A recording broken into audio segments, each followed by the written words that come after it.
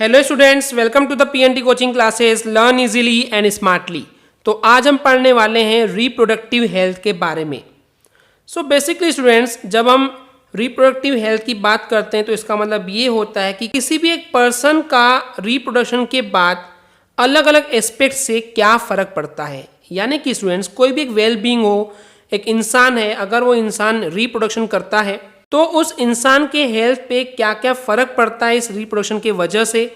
अब वो एस्पेक्ट, वो नज़रिया कोई भी हो सकता है, चाहे फिजिकल हो, सोशल हो, इमोशनल हो या फिर बिहेवियरल हो। तो बेसिकली इन सारे ही चीज़ों पे फ़र्क पड़ता है अगर एक इंसान रिप्रोडक्शन करता है तो। ओके, तो इसमें जो सबसे पहली चीज़ पढ़ने वाले हैं वो है एसटीडीज़। तो एसटीडी का फुल फॉर्म होता है स्टूडेंट्स सेक्सुअली ट्रांसमिटेड डिसीज़। यानी कि जब सेक्सुअल एक्ट हो रहा है ह्यूमन बींग्स में तो उस वजह से कौन कौन सी डिसीज़, क्यों एंड किस वजह से ये डिसीज़ एक इंसान से दूसरे इंसान में जाती है। तो बेसिकली अगर तो ह्यूमन बींग्स सेक्सुअल एक्ट करते हैं तो बहुत सारी डिसीज़ हैं जो कि वो ट्रांसमिट हो सकती हैं सेक्सुअली। जैसे पहला है बैक्टीरियल, यानी कि बैक्टीरिया की वजह से जो डिसीज़ है वो है गोनोरिया एंड साइफिल्स। वहीं पे अगर जो वायरल अटैक होता है, वायरल की वजह से जो डिसीज़ ट्रांसमिट होती है वो है wars and the HIV AIDS. HIV virus का नाम है और एड्स जो है वो बेसिकली डिसीज़ का नाम है। तो इस पे इन डिटेल नहीं जाएंगे स्टूडेंट्स, इसके बारे में आपको इन डिटेल में गूगल पे ऑलरेडी बहुत कुछ मिल जाएगा। ओके, तो बस ये याद रखिए कि सेक्सुअली ट्रांसमिशन हो सकती है कुछ डिसीज़, वो बैक्टीरिया की वजह से भी हो सकते हैं और वायरस की वजह से भी हो सकते हैं। ओके, इतना क्लियर है। आगे बढ़ते हैं, बताते हैं कि इन डिसीज़ को कुछ हद तक के कंट्रोल किया जा सकता है, प्रिवेंट किया जा सकता है, रोका जा सकता है कंडोम के यूज़ से।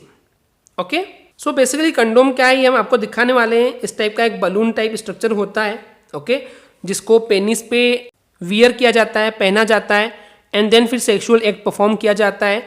तो इससे क्या होता है, जो स्पर्म्स जो डायरेक्टली सप्लाई होते हैं वेजाइना में वो उसको रोक देता है ये कंडोम।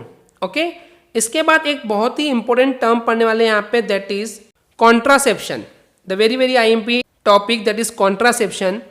तो होता क्या है स्टूडेंट्स, प्रेगनेंसी को अवॉइड करने के लिए, एंड सीधी सी बात है, अगर प्रेगनेंसी को अवॉइड करना है तो उसके लिए उस ओवम का, उस एग का फर्टिलाइजेशन रोकना होगा। ओके, तो इसी को बोला गया कॉन्ट्रासेप्शन, यानी कि प्रेगनेंसी को अवॉइड करना या फिर ओवम या फिर एग का फर्टिलाइजेशन को रोकना। ओके, तो कॉन्ट्रासेप्शन क्लियर है, प्रेगनेंसी को अवॉइड करना।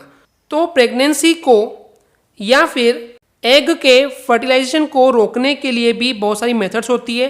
तो चलिए हम देखते हैं मेथड्स ऑफ कॉन्ट्रासेप्शन। तो बेसिकली इसकी 4 मेथड है, वन बाय वन चारों मेथड को समझते हैं। सबसे पहला है फिजिकल बैरियर। बैरियर मतलब रोकना, रुकावट पैदा करना। तो सबसे पहला तरीका है फिजिकल बैरियर, कि अगर आप प्रेगनेंसी अवॉइड करना चाह रहे हैं तो उस कंडीशन में आप स्पर्म और एग को यूनियन यानी कि मिलने मत दीजिए, क्योंकि अगर वो मिल जाएंगे, आपस में मिल जाएंगे तो क्या होगा, फर्टिलाइजेशन हो जाएगा और फिर जायगोट बन जाएगा। तो उसको रोकने के लिए कंडोम्स का यूज़ किया जाता है, सर्वाइकल कैप्स का यूज़ होता है, डायफ्राम का यूज़ होता है, जो कि इस डायग्राम में आपको दिख रहे हैं। ओके, तो इनका यूज़ करके भी कॉन्ट्रासेप्शन को अचीव किया जा सकता है। ओके स्टूडेंट्स, सेकेंड मेथड है केमिकल मेथड्स। केमिकल मेथड्स का मतलब ये है कि कुछ पिल्स यानी कि दवाइयाँ, गोलियाँ खाई जाती है प्रेगनेंसी को रोकने के लिए।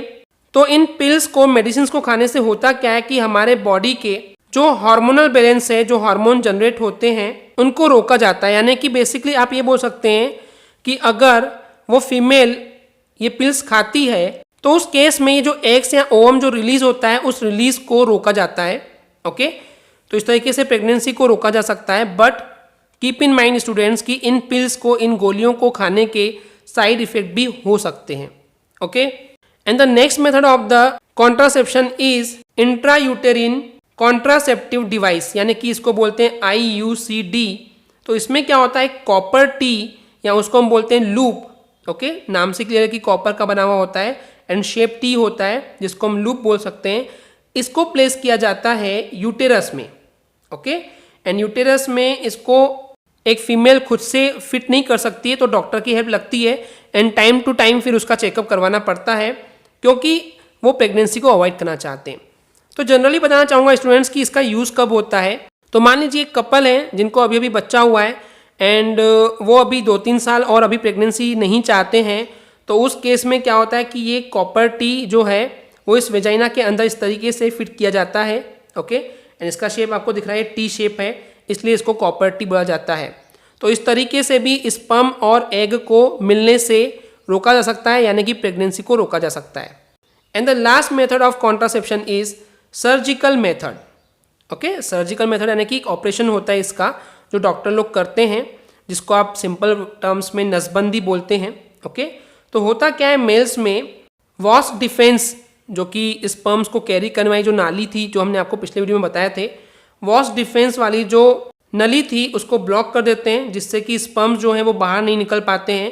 एंड इस तरीके से स्पर्म निकलेंगे नहीं तो ऑब्वियस ही बात है प्रेगनेंसी होगी नहीं। ओके, तो इस वेस्ट डिफेंस को ब्लॉक करने का जो ऑपरेशन होता है उसको बोला गया है वेसेक्टोमी, क्योंकि ये वेस्ट डिफरेंस को ब्लॉक करता है इसलिए इसका नाम है वेसेक्टोमी। तो वहीं पे अगर फीमेल में प्रेगनेंसी को रोकने के लिए अगर फीमेल का ऑपरेशन करवाना हो तो उस केस में उस ऑपरेशन को बोलते हैं ट्यूबेक्टोमी, क्योंकि इस ऑपरेशन में जो फेलोपियन ट्यूब होती है उस ट्यूब को ब्लॉक कर दिया जाता है ताकि स्पर्म अगर आए भी तो वो उस एग या ओवम से कांटेक्ट नहीं कर पाए। तो क्योंकि यहाँ पे ट्यूब को ब्लॉक किया जाता है इसलिए इस ऑपरेशन का नाम होता है ट्यूबेक्टोमी। ओके स्टूडेंट्स, तो यही था सिंपल सा concept that is reproductive health. I hope students आपको ये क्लियर हो गया होगा। अगर आपको हमारी वीडियो से कुछ भी सीखने मिला या नॉलेज मिला तो प्लीज़ हमारे चैनल को सब्सक्राइब कीजिए एंड वीडियो को लाइक ज़रूर करें। आज के लिए इतना ही, थैंक यू।